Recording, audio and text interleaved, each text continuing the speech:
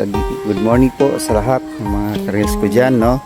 Dito ako ngayon sa aking mountain garden, no? Kasi masarap kasi maggulay kaya bumisita ako dito sa garden.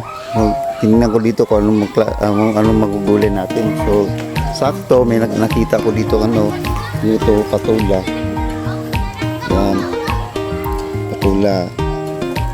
Then meron din tayong mga kangkong. Yan, malunggay.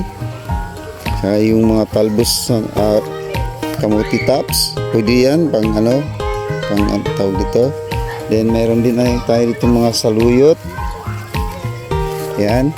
Then may munggo. Yan. Tapos dito po may kangkong, may talong po tayo dito. Hindi pa po siya namumulak. Hindi pa nagbubunga po, pero may bulaklak na. Then may mga po dito. Yan. Green onion. Yan. So masarap kasing maggulay ng fresh. Mga fresh na gulay po. So yun na po, no?